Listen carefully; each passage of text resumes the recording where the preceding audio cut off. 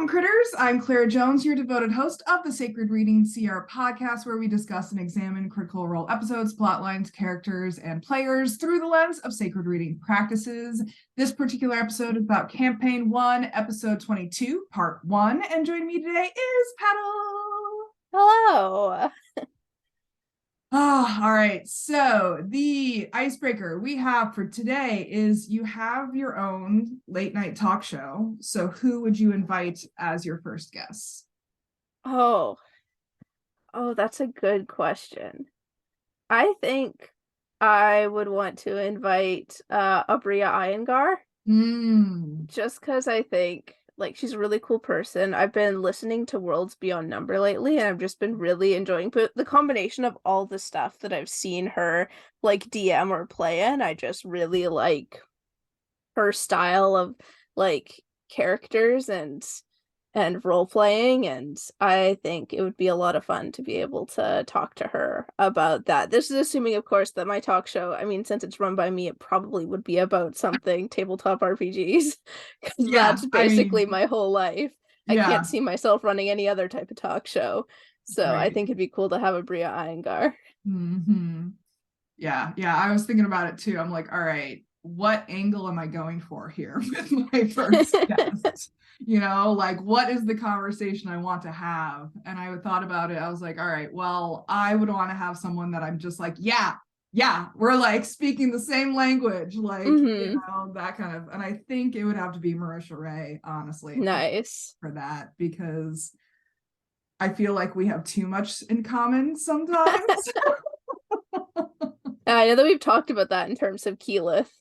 And you. Yeah. It especially hit me after her Between the Sheets episode. Hearing her interview on that, I was just like, oh, we're way too similar for comfort. I'm not gonna lie, Marisha Ray was who originally popped in my head when you asked the question, and then when I turned it over a bit. So I feel like I would eventually have Marisha Ray on, but Pyrah Iyengar is my first option. Yeah, I think Ashley Johnson was my first option, honestly, but I think that's just because I just want to worship her at her feet. I'm like, let me kiss your toes, please. But I'm like, would that be like a talk show, or is it just me completely mooning over Ashley Johnson? Yeah, for sure. Fair. All right, well, please join us as we embark on this exciting adventure and story analysis and self-reflection in order to deepen our understanding of ourselves and the world around us. And we always love hearing from you as well. So please comment, subscribe below, and ready? All right, let's dive in.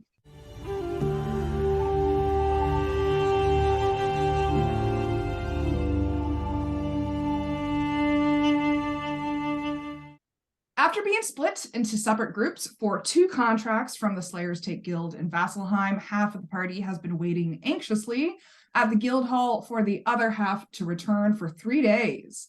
Midday on the 4th day, they hear few loud thumps in the entrance area of the hall, and a knock sounds on their door, revealing Merton, the husband of the guildmaster, who notifies them that their allies have returned. Keyleth runs out of the door immediately as the others follow her, and they find Vex, Grog, Percy, Scanlan, and Trinket looking a little worse for wear, but alive. Tiberius runs up to Vex and gives her a big hug, while Keyleth runs up to Percy to hug him. Grog holds his arms out for Vax, who cautiously accepts the hug as well.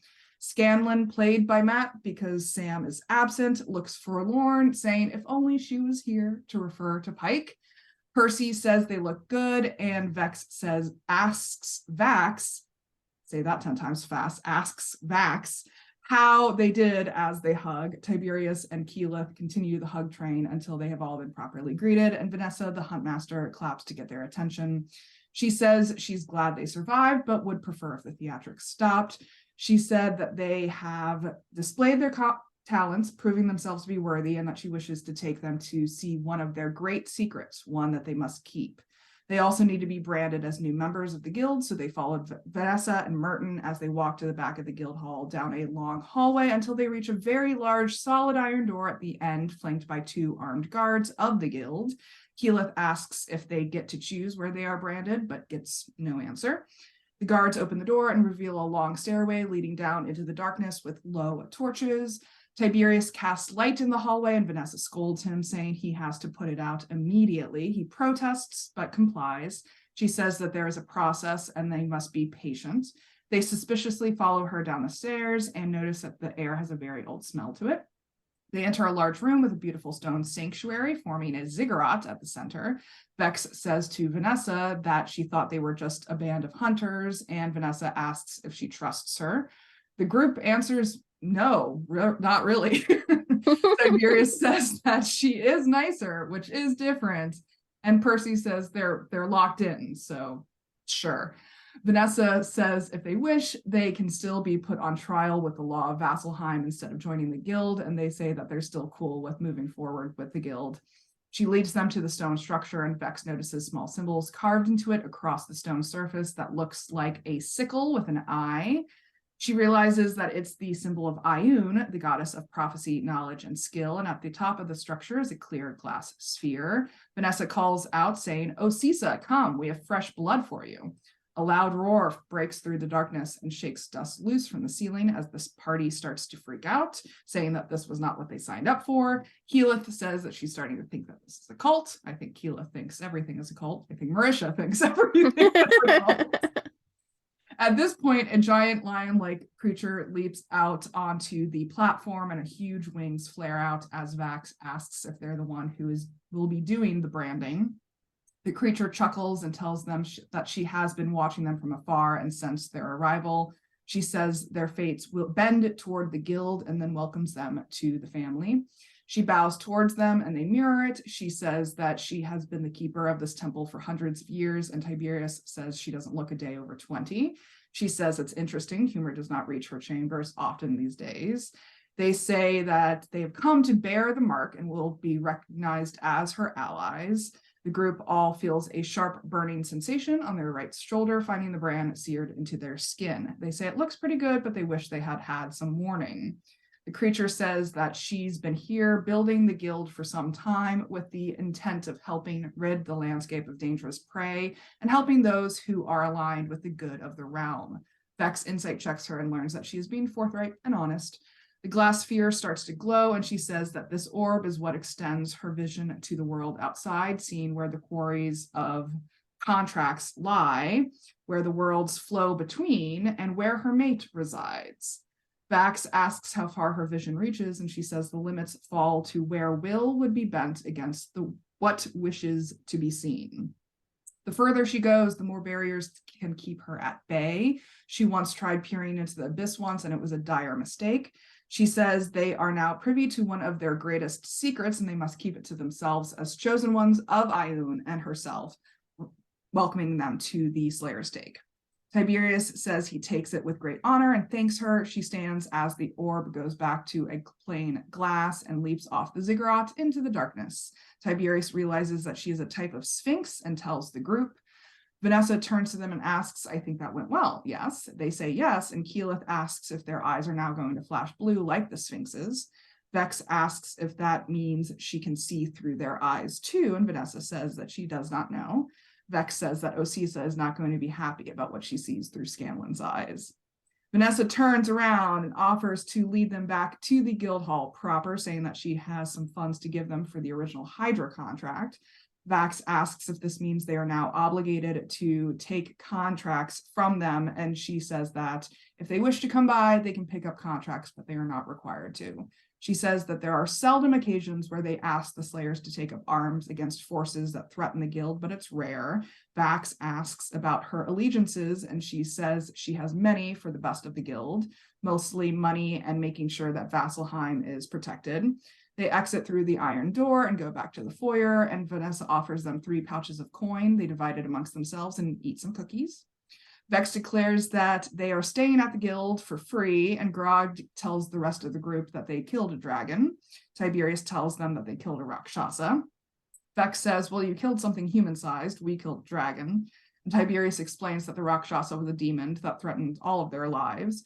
Vex says it wasn't just a guy in a cat hat. He was a demon. Vex says that they also fought 2 giants, and Keyleth says that they went to a really high-end club, and Vax and her pretended to be married. Vex says, oh, you did? You did? Grog says that they were pretending. Vax says, girls like me. Tiberius says he disguised himself as a human, and Vax asks Percy about Percy's coat being all fucked up. He explains that the dragon breathed ice on him, and Keyleth asks Vanessa if she has a healer around. Scanlan interrupts, saying that he's going to spend some of his recently acquired money and soothe his own wounds around his pelvic region. Grog asks him to tell the ladies that he'll be around shortly, and Vax tells him to lift from the legs. Grog asks if any of the other group took a beating, and Keyleth says they had a healer with them. Vex asks about him, assuming it was a he, and Tiberius also says he goes by the name of Kashaw. He says they were also joined by a surly dwarf, and Grog asks if he had an axe. Oh man, all of these words are getting me today. Vax tells them that the cleric planted a kiss on Keyleth, and Vex teases her, but Keyleth protests, saying that Vex was just mad at her for pretend marrying her brother. Vex says, well, now I know you're interested in some cleric, so I don't care. Keyleth says that she's not interested, and Grog asks if she has a crush on Cashew, their nickname for Kashaw, while Tiberius explains the whole thing awkwardly. Vex says that she's kind of bummed they had two ladies with them. Grog asks if they found any goodies, and Vex asks for the flying carpet back, Percy saying it was a shame they didn't have it with them for the contract. Tiberius pushes Vax to explain what happened, who says that it's really a funny story, actually. Keyleth insists on pouring them all ale first before he tells the story, and then he informs them that the carpet can no longer fly due to an accident with an acid pit. Vex loses her shit and yells at them all. Tiberius says it's not a big deal, they just need to find someone to re-enchant it, and Vex asks if they spent any money off their mission, maybe they can pool their funds together and pay someone to do it. They all hedge, saying, well, yeah, a bit, and Vax tells her that the good news is that they're still alive. Percy gets mad, saying they slept in a tent with the loudest librarian in the world. Grog starts yelling at Keyleth, saying that she got a kiss and that he wants a kiss. She yells back, saying that she's never been kissed before, and Vex/Laura kisses Grog/Travis on the mouth.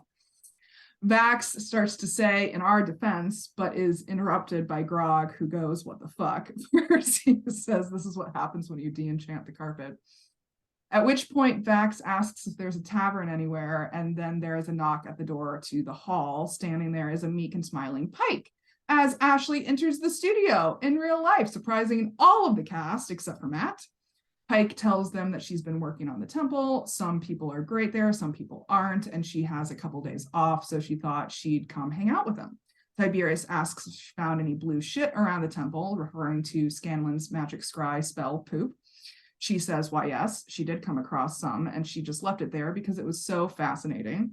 They tell her that they've heard it's a sign of good luck, a blessing from Sarenrae. Keyleth says that it might be a good idea to visit the Pyrah tribe of the Ashari while they still have access to the airship. Vex says that they really need to go buy some potions first, but remembers that she could ask the Slayers take. Merton tells them that they already gave their current stock to the team that went to go fight the dragon, but the next order will be there in 2 or 3 days. He says most of the potions are exported from Vasselheim, but they are welcome to ask around. Tiberius asks if they can stop by at blacksmith's as well, and Vex tells him a bit about Zara, the tiefling they had in their group. They talk a little more about cookies, and Vax shows off their new guild brands on his shoulder. Grog tells Pike it's a brand they got from a giant sphincter. Vex asks if Pike can join them on their journey, and Pike says yes. Should they take the carpet to the skyship? She asks. They break the news to her, and she asks if they can re-enchant it with the blue poo she found. She then remembers that she has this new spell where she can ask for 1 divine favor per day, so she asks Sarenrae to fix the carpet, but doesn't succeed. Vax asks if they are going to buy potions and then visit Kiki's family. Keyleth reacts happily to the nickname, and Vex asks, aren't you going to call her your wife? He doesn't answer, as Grog rolls for his beard using his belt of dwarven kind. A piece of hair pops out of his chin and falls off. Pike catches it and tells him to keep it. He tries to blow it away like he's making a wish, but Pike decides to keep it for herself instead. As they all step out of the guild hall into the thoroughfare, they make their way to the large bazaar in the Quad Roads. Tiberius looks for a blacksmith, asking for a quarterstaff with bladed ends, and then goes to a general store for a crossbow, some bolts, and some darts. Vex takes the time to question Keyleth about her kiss from Kashaw. Pike joins in and they ask her if she knows him as a fellow cleric. Keyleth explains the demon goddess named Vesh that he is married to, and they freak out that a guy who is married to a god kissed her. Pike asks what if the god decides to get mad at Keyleth, and she says she's trying not to think about that, while Vax says, tell her to get in line. Vex asks if it was a good kiss, and Keyleth says, yeah, she thinks so, but she's never been kissed, so she has nothing to compare it to. Vax offers to pay for all of Tiberius's new weapons, since he was the one that stopped the Rakshasa from teleporting out. And Grog starts looking for shady types, while Percy yells into the crowd for some assistance. Keyleth pulls him aside and explains that they are weird about potions here because of their dislike of arcane magic. Grog ends up finding a cellar and asks for something to increase his already magnificent strength. The seller offers him a healing potion, but Grog refuses it, asking what else he has. Percy asks for the healing potion instead, but the price is too steep. The seller offers Grog a potion of stone giant strength and asks for 6,000 gold pieces for it. Grog tries to offer a trade in exchange, offering various pieces of creatures, jewels, and fancy robes. The seller asks about the dragon pieces they have, saying he will take some dragon teeth and blood. Grog tries to negotiate, offering him more than the seller initially asks for, while the rest of the group freaks out about his misguided bartering skills. Grog runs back up to the group excitedly and shows off what he got, while the seller hurriedly closes up his tent and attempts to flee quickly. Grog points out the seller to Vex, and she hunters marks the seller and then lays into Percy about letting Grog get away with it. Percy says, it all happened so fast. I was still upset about the carpet. He's huge. What was I going to say? Vex says she needs a drink, and they head to a tavern while they wait for Tiberius's staff to be finished. Vax approaches Vex and asks her what's wrong as she gets drunk. She moans that everyone is breaking things and spending their money. Tiberius tries to reassure her that they have 30,000 gold waiting for them in Craghammer, and she says, we don't have it now. Vax says, we still have a keep, and Vex goes, we do! We have a beautiful keep with furniture and servants. They urge the barkeep to give her the stronger alcohol, and they continue drinking. Vex drunkenly declares, I love you guys, and Pike asks where Scanlan is. They try to talk around the fact that he went to a whorehouse, and Pike angrily goes, oh, he needed a massage. I think that was like her exact intonation, if I remember correctly.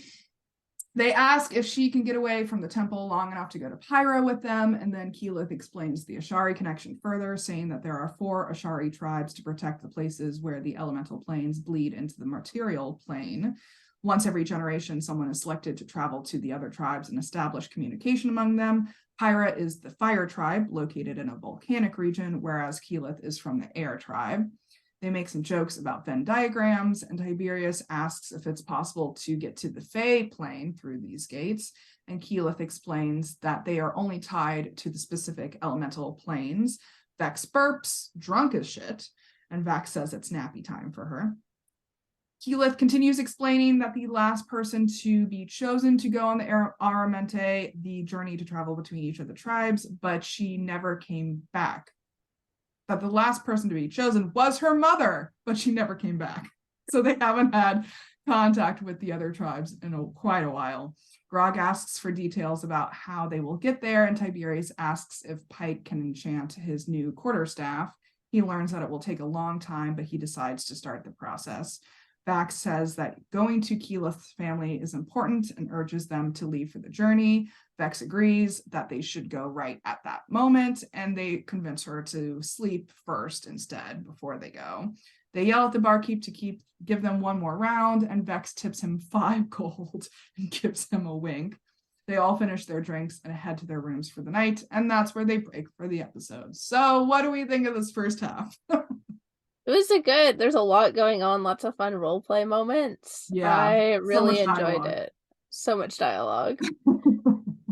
Yeah, it was really good. One thing that I did notice was it was very interesting how when they were comparing what each group were fighting and taking up for their contracts, they treated the dragon like it was the bigger deal, but while they have problems with other dragons, it's this particular fight with the Rakshasa that has more fallout throughout the campaign and turns out to be a bigger issue for them.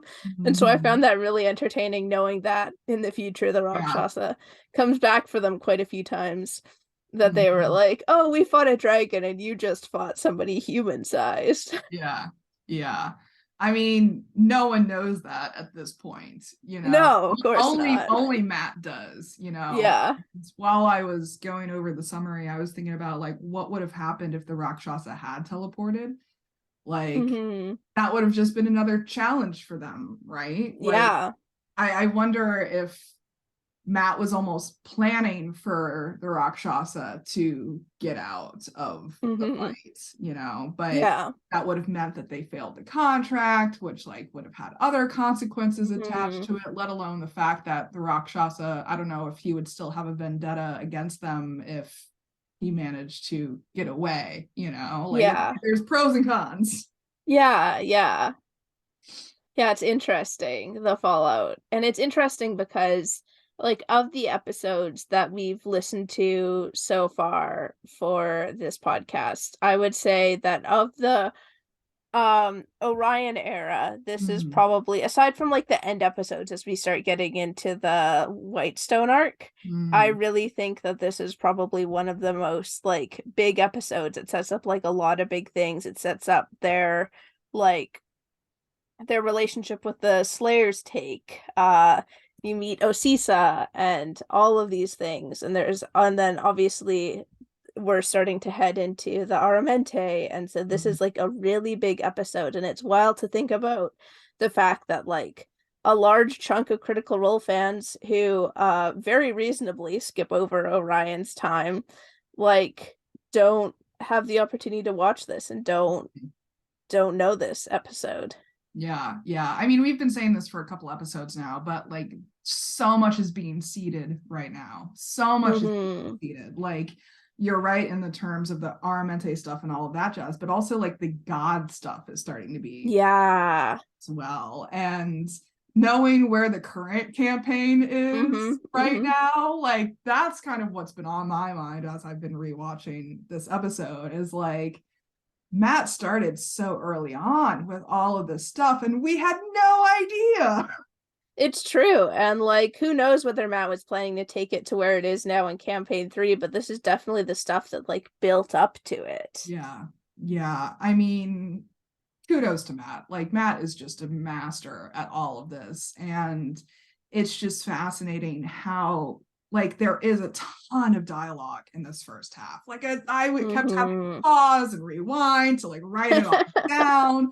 Like so much dialogue, and it's a lot to digest. And I think that I don't know if it's necessarily intentional, but it definitely does enhance the mystery of it all because it's so easy to miss the little asides that are happening in the rush of this dialogue, like the little things that Vax says throughout this conversation, little thing that Vex says throughout this conversation, that Tiberius and Percy and even like Scanlan, who's not even there really, is still a lot seated within his character development in this episode. He wasn't even fucking there. It's really cool to see, and that's one of the things that makes it so cool about going back and rewatching these episodes, is catching all those things that I missed the first time around. I mean, the first time around, I completely missed the whole Osisa thing. Like, I knew that they, like, got, like, branded by some powerful creature, but I must have zoned out at just the right points to, like, miss that it was a Sphinx. So when Osisa showed up in The Legend of Vox Machina, I was just like, what is this? This is all new to me. And then I go back and, like, rewatch this, and I'm like, oh, this was all here. I just didn't know it was important enough to pay attention to and remember when I was, like, watching it the first time around. Yeah. And I think it just really goes to show us how much foreshadowing matters. Like I've been thinking about this especially in terms of like my storytelling lens, because I am a writer, so I do write fantasy stories and I do build fantasy stories like this where I'm like, all right, we need to seed this in the beginning as like something inconsequential, so that later on, you know, it becomes more and more significant, and there's actually like a history of the seeds along the way, because nothing's worse than a fantasy story where like someone just like throws in something to like fix a plot problem, but there's like no history of it even existing prior to that point. And Matt, I don't know how much of it is intentional at this point, and how much of it is just like him being an amazing DM, and then like also the characters just having these dialogue back and forths too, because that's something that Matt absolutely cannot prepare for either. No. Well, that's the, like, when you mentioned that like not knowing how much Matt is like putting in as foreshadowing and how much is him being like a great DM and picking up on plot threads and weaving them in. It's funny how you mention your own writing style, but I also am into creative writing, but I'm like less in like the book publishing side, and I've got several long-running stories that I've wrapped up on this dragon collecting website called Flight Rising. And I do this challenge called the Pinkerlock Challenge, which is basically there's a mechanic on the site where you can get a random item each day. And then depending on what type of item it is, whether it's like an article of clothing or like a pet for your dragon or things like that, it determines what I do in the story each day. And so I find that my storytelling is like much of the same, where like there are some things that I'm putting down as foreshadowing, but also some things that I'm like, 'cause I don't have control of where the story's going. Like, I may have ideas, and, like, another big part of the Pinkerlock is that, like, if there's, like, a coliseum that your dragons can fight in, and if they, like, fall in the coliseum and reach 0 health, and that means they have to consider that character dead, so I don't even have control, unless I make a character an NPC, which I do sometimes, of which characters are gonna be alive for the whole thing or not, and so which is much the same as D&D. I think this is, like, the type of storytelling that really appeals to me, is the storytelling where me, the writer, I'm also figuring out where it goes as it goes, and it's kind of like consuming a story while also creating a story, and so I was thinking about that with, like, Matt, and just like, yeah, some of these things that we're talking about might have been like planned out this early on, but some of these things are also like things that he would have like picked up on and woven into his story. And it's interesting because he's so skilled at his craft that we don't know which one is which. Like, there's no way of knowing which ones have been planned since the start, unless he like reveals it in like a Tox Machina or a like Four-Sided Dive or something like that.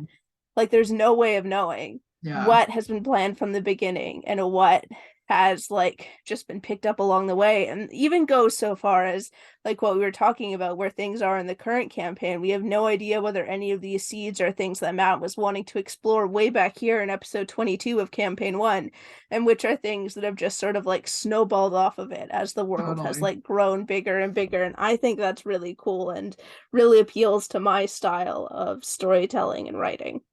I find it absolutely fascinating. Like, more and more these days, I'm watching this through the lens of writing and crafting stories. And if you think of, there's this very traditional divide when it comes to writers, either pantsers or plotters. I don't know if you've heard those terms before.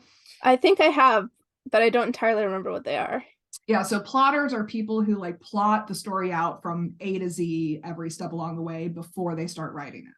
They're like, all right, this is going to happen in chapter 2. This is going to happen in chapter 5. This is the arc that I'm going with. This is the ending that's going to happen. You know, they know exactly each step along the way before they start writing it. Pantsers, on the other hand, it's flying by the seat of their pants. That's where the term comes from. And so they just run into the story with no planning at all. Like, they have like a general inkling of what they want to write about, but like they let the story unfold like as they write it.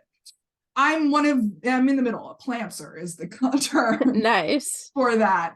But I think it's a perfect representation of life, but also D&D, because you have this like structure of D&D that you're working within. That's like the plotter structure. You still have like an outline for like what's going to happen. Like, you know, they are going to be going to a dungeon or a mountain or, you know, a desert, you know, like you have a general idea of where they're heading, but you don't know what's going to happen once they get there. And I think that that's the perfect analogy for planting, because like I have a general idea of like they're going to go here, they're going to do this, but one of my favorite things as a writer, and we talk about this a lot in the world of authorship, is like when characters surprise you, when you like sink into a character's point of view and they say something completely off the wall that you had like no expectation of them saying, and you're like, where the fuck did that come from? I get that all the time in my writing, and it's that like phenomenon that sort of like drives my writing. I definitely think I'm more of a pantser than a plotter, as you describe it. I do plan like some things, but like most of the things I just sort of let the characters lead the way, and it's very cool how my brain works in such a way that I can make a cohesive story. I even do the same thing with D&D characters. I can't remember whether I mentioned this on the podcast, but like in addition to D&D just being a game that really goes for the style, but my favorite method of character creation is to completely randomize my character, including stats. So it's not at all optimized for the class that it is most of the time, unless I get very lucky. And then just like seeing what I can create from the mishmash of stuff. And it's really cool because a lot of the time I end up with characters that very much fit. Actually, the 2 times that I've made like completely randomized characters for like fully fleshed out campaigns, they ended up fitting so perfectly within the world that and like the themes of the campaign, that it was almost as if I had like planned it from the start, but I hadn't. All of it is completely randomized. Like getting a Duragar for playing in like Rima the Frost Maiden, which I obviously won't go into too many spoilers for any particular campaign because I don't want to spoil it for any listeners that might be playing in these campaigns or interested in playing in these settings at some point. Or like my Call of the Netherdeep character being very, very connected to the 2 moons, which is also a big theme in it. And it's just really cool to see how like I can take these random elements and make them seem as if they're totally intentional. Yeah. And I think that's a lot of what Matt does too. Yeah, and I think it's a perfect metaphor for life as well, because that's what we do as humans. We make meaning out of meaningless events that happen. Yeah. Like we have some type of structure, like go to school, get a job, support yourself financially somehow, some way, maybe consider having children. Like there's a general loose structure for how to human. Right? Yeah. But every single day we're confronted with these little pieces of the puzzle, and we can either choose to take these little pieces and make meaning of it, or just, you know, toss it and forget about and move on with our lives, you know? Yeah. It makes me think, I often wonder, like, what choices have I made in my life? Like, I know that there's some big choices that I've made in my life that, like, this definitely has impacted the trajectory of my life. But it makes me wonder what the smaller choices are that, like, I am completely unaware of because at the time they seemed insignificant, that have really, like, snowballed and turned my life into a completely different way than they have. Like, I hope that if there is an afterlife, there's like a big like TV screen I can watch and like see what these choices were, and like maybe see like alternate universes of like, oh, if you had done this, this would be your life. Yeah. I mean, we're presented with those micro decisions every single day. Like, I think about that a lot in terms of like the people that I've met along the way. Like one meeting with one random person 10 years ago completely dictated my life path from there. And like, I had no idea at the time that that one meeting would dictate my life path, but it does, you know, it's just one conversation, it's one decision, it's one meeting, it's one purchase, you know, sometimes one interest, like just being introduced to Critical Role is a great example of that. Like who knew how much it would impact my life when I first, you know, learned about this cool, nerdy ass voice actor. Absolutely. I mean, that's perfect segue into the question of like what personal experiences are coming up for us here.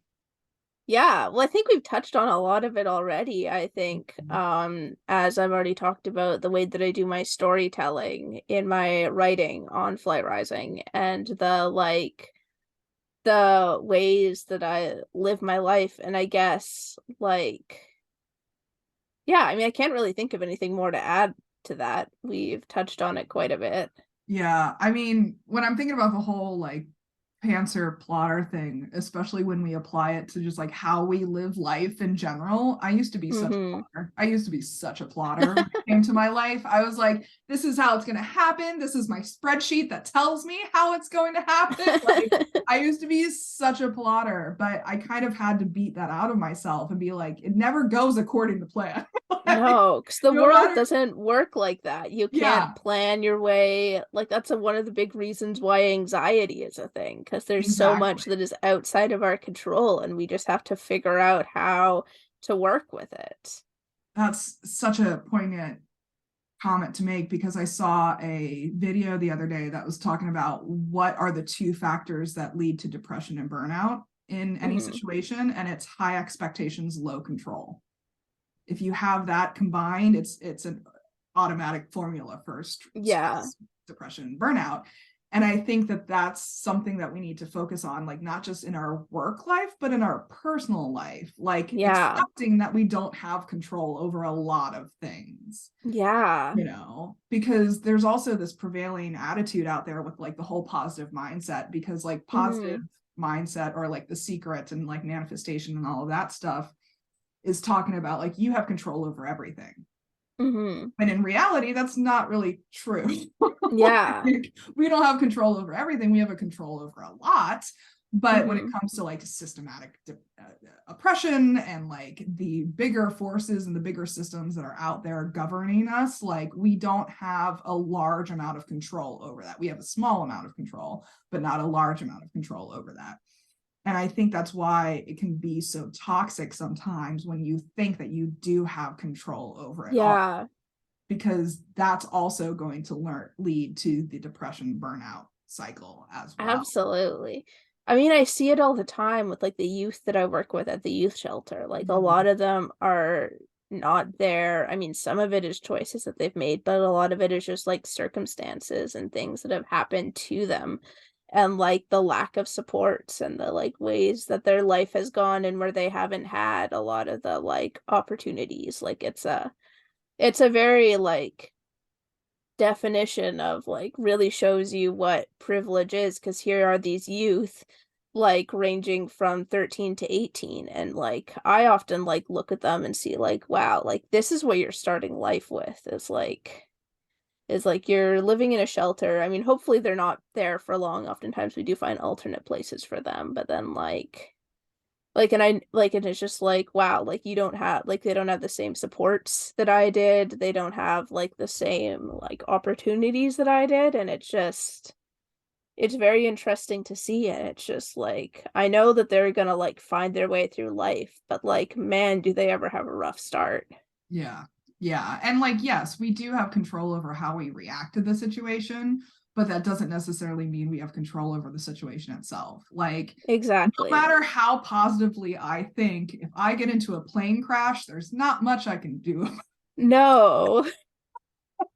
No, not at all. I get hit by a bus just by crossing the street during the walk sign. Like, it's not like I'm doing outrageous behaviors in order to end up in this position, but there's nothing I can do if the plane loses a wing. Exactly. And like for some people that starts like right at the beginning, like of their life, like they're born into a family that's not supportive of them or not healthy or is abusive, or they like are born as part disasters. Or are born into a minority where like the odds are stacked against them to begin with, and like all these things. Yeah, it's just fascinating. Like, I really had to beat the plotter out of me because it was impacting my mental health as a result, because I thought that I could control everything. I wanted to control everything, which was totally a trauma response, which I totally realized. And I was like, all right, stop. But I had to like also not go to the other end of the spectrum and become a complete pantser. I'd be like, fuck everything. But like writing that line for planting for like my life path, that's kind of that's a good way to think about it. Well, what are we being called to do as a result? I mean, a lot of the times when I do these are kind of like introspective calls for me, but I think this is still the same. Like, I think it's just very cool to see and to notice, try to see if I can find those small moments that change the trajectory of my life. I don't know if I can. Some of them would definitely be, but I think it'd be really cool to just like look and see, because I think that'd be really interesting. Yeah. I mean, it's all about hindsight too, because you have Yeah. no idea in the moment. Like you might not even know until No, 10 years from now for if sure. what small thing, because it doesn't have the chance to snowball yet. You know, Mm-hmm. it's still just a single snowflake. Like, Exactly. you know, and so I think there's definitely validity in that backward looking habit of being like, all right, what steps led me to this point, so then you can Mm-hmm. identify those small decisions that led you to that point, whether they were for good or for bad. Like Yeah. you can either be like, good on you, past Claire, for making that decision to buy a bagel on that random Sunday, you know, or like, you shouldn't have bought that bagel. Mm-hmm. That bagel led to the car crash, would led to Yeah. so Yeah. it's a worthwhile practice to have, Mm-hmm. because then you It can be like, really is. next time I'm not buying a bagel. But how do you know? Maybe it's the bagel that'll change everything. Yeah, yeah. I mean, that's when the patterns come in too, is like Yeah. every time I buy a bagel, something bad happens. I'm like, all right, the bagel is the causation here, not just the correlation. Yeah, I guess that can become pretty dangerous too, is to, yeah, Yeah, fall because into patterns that aren't true. yeah, I mean, like whether they're good patterns or bad patterns, it's just worthwhile recognizing them as well. I mean, that's where like superstitions come from, of like what is good luck and bad luck is like, yeah, is that like, if especially if you are like a superstitious person, or like are paying attention to those things, chances are you're going to pay more attention to the bad things that happen afterwards. If it's like a bad luck thing, or if it's a good luck thing, probably you're going to pay more attention to the good luck things, like the good things that happen afterwards. Yeah. There's some fascinating psychological studies around lucky and unlucky people. I'm sure. Like I completely nerd out on that stuff, but this is not a psychology podcast. So No. No. well, anything else you want to add before we wrap up? I just want to say that it was really cute when Vex kissed Grog and Laura kissed Travis. I forgot for a moment because I was so into their characters that they're actually married, but it was just like, but it was so funny like to see like this married couple like kiss, and then for like Travis as Grog like being so in character, just like wiping it off of his mouth afterwards. Yeah. There's so many good golden nuggets throughout that. Like Yeah. even Vax saying that Osisa had, or Vesh had to get in line for being mad at Kashaw for kissing Keyleth. Like Yeah. that's, I don't think anyone else caught that. But Yeah. I only did because I was writing down the actual dialogue. Yeah, for sure. I was like, it's all there. Yeah. Yeah. All right. Well, this is powerful stuff that we're talking about. And per usual, audience, we definitely encourage you to share your own thoughts and insights and stories and feelings with us as well. We'd love to know how Critical Role has impacted in your own lives. Special thanks to Petall for joining me on this episode. It's been a pleasure. Yeah, thanks for having me. As always, I've very much enjoyed it. Yeah. And I'm excited for next time. I mean, we are really ramping up here into a really good arc. It'll take us a while to get there, but we are ramping up. And guess what? I think after this episode, we will have, or maybe even with this episode, we have less than 5 episodes left of Orion. Oh. We're getting there. We're getting there. Yeah, I need to put the countdown on here. I keep meaning to do that. I'll do it one of these days. So next time we'll be discussing Campaign 1, Episode 22, Part 2, and joining me will be Petall again. I'm super excited for that. And as always, I'm looking for more co-hosts and guests. So if you're interested in coming on the series and sharing your own perspectives, please reach out to me and I'll send you the sign up link. In the meantime, please comment, like, subscribe below, follow us on Tumblr at Sacred Reading CR. And until next time, may all beings be peaceful, may all beings be free, and be the chaotic good you wish to see in the world. Take care, guys.